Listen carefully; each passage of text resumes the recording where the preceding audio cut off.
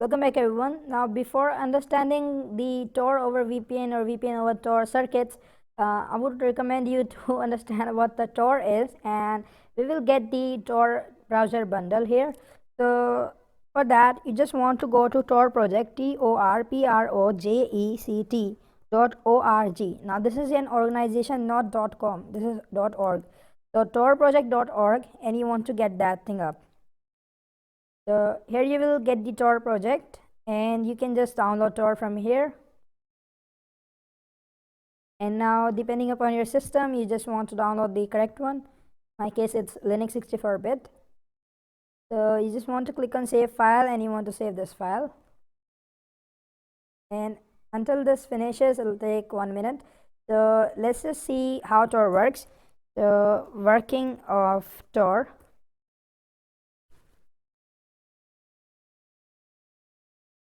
And let's see some images. Now I am connected to a VPN. I don't know in which language this is coming. So this is an image from torproject.org. Now I would say I don't have any rights of this image. I am using google.com, and there I have got this image. So I am just using this image for demonstration purposes. I don't have any rights with this image. Please zoom in. Okay, yeah. So here you can just see that, let's suppose I am Alice and I want to meet Bob. Now if I just go directly to Bob, what will happen? My IP address will go to Bob, and he will know who I am. What happens with Tor is you get at least 3 computers. You can just say them they are Tor nodes, or actually the relays. You can just say them. There are different names for these, but let's just say Tor nodes. Okay, there are 3 Tor nodes in between, which are actually some servers and computers. So what will happen is, the first one is the entry relay. So what happens is that I will communicate to the entry relay and tell him that I am A, like I have the IP address A, and then I will just say that pass this information, like just pass my information to someone else. So he don't know that where I want to go. So he will not know that I want to meet Bob. He just know that I am Alice, right? And then there will be a middle relay. Now there can be any number of middle relay in between the entry relay and the exit guard. So there can be any number of computers in between, but there will be at least one in the middle.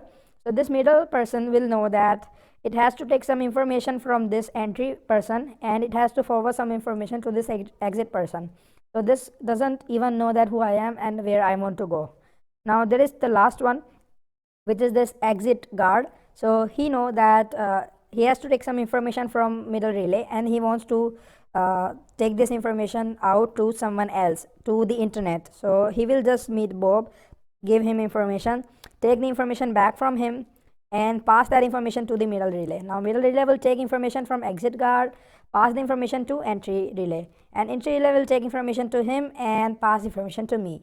So in all, no one knows exactly who was going where. So this know who I am but doesn't know where I want to go. This know where I want to go but doesn't know who I am. And this person is like communicating between all of us. So he doesn't even know who I am and where I want to go. This is just a middle man type of thing. Now there is only one thing with Tor which sometimes like frightens me. That is that the exit guard is connecting me to the internet.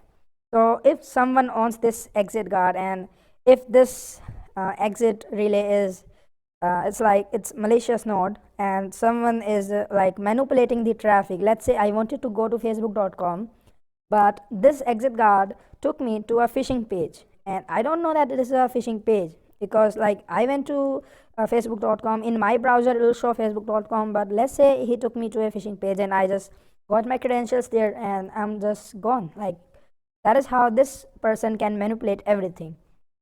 So to secure that, we actually have a Tor over VPN. So like we have a Tor over VPN, and we have a VPN over Tor. So for this situation, we have a VPN over Tor circuit which can be used, and which we will discuss in later videos. Let's go ahead and continue with the Tor. So here is the zip file. Now I'll just open this up. It will read the contents. Let me minimize this. and even this one. And here it'll give you the Tor browser. Just want to take this out. It'll extract everything. It's not gonna take a lot of time here, and it's done. So let me just close this up, and let me rename this thing to Tor because I don't like big names, right? I hate them. Here we have got Tor. Now just open this up and you will see Tor browser setup. So you can just double click on this and it'll just open the Tor browser setup for you. You can just click on that and it'll run. Now there's only one problem, that you cannot run Tor in the root user, and currently I am logged in as a root user. So you want to get in on root user, and like from there you can just go ahead and do everything up. Now there is a little tweak for running Tor under a root user, and that I'm going to show you, but if not necessary, you should not do this kind of work. Okay, now I'm going to open this folder in terminal and I will do gedit. So you can actually use any text editor, but I am using the gedit here. So here I have the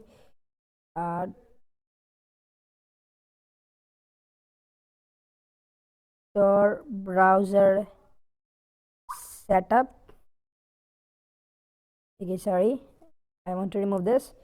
Tor browser setup. Why it's not working? Is there any other name?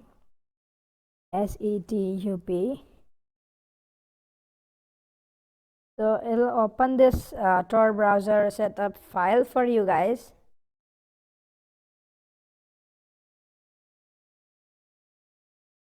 I'm still waiting for it.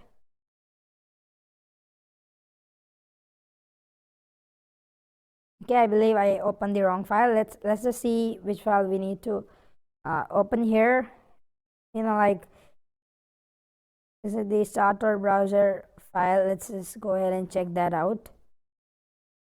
I know that there is a file which you need to edit. It's the starter browser, I believe. So here I will press Control F to find something. So in gedit, I believe there is no Control F. Yeah, here it is. Now I will search for root here. So because we want to edit the root user. Now in root here, you can just see if id-u equals 0. So I'll just, like this 0, I'll just change it to 1 and I'll just save this file, and after that I will be able to use Tor browser as root user. So like, you never want to do this kind of work until necessary, but for the sake of the knowledge, I just show you guys that. Now you have set up this thing. Just open the Tor browser, and I am connected to a VPN. Let me log out from that, disconnected from the VPN. So just a moment. Right now I am disconnected from the VPN. Let's open Tor browser. So as soon as you open that, it'll change to Tor browser, and from next time you just want to click on that only. And here you have the connect button, so just click on connect and it'll connect you within 2 minutes, I believe. So it takes normally it takes maximum 2 minutes for me. Now I cannot say how much it'll take for you guys, and it's about almost done for me.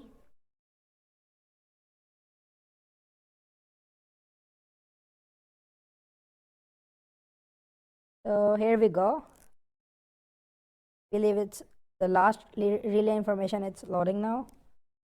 Yeah, so everything is done. Tor circuit is being established here, and here we go.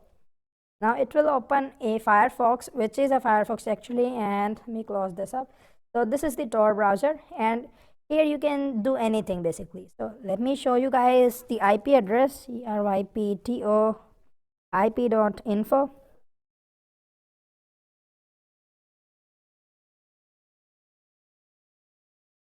So here you can just see Switzerland, and this is the ISP and all, and this is the IP address. This is not my IP address, and to verify that, you have this onion, and right here you have this Tor enable and this arrow. You want to click on this. It'll show you the circuit. So this browser is communicating to a server in Romania, that is communicating to a server in France, that is communicating to a server in Switzerland, and from there we are accessing the internet.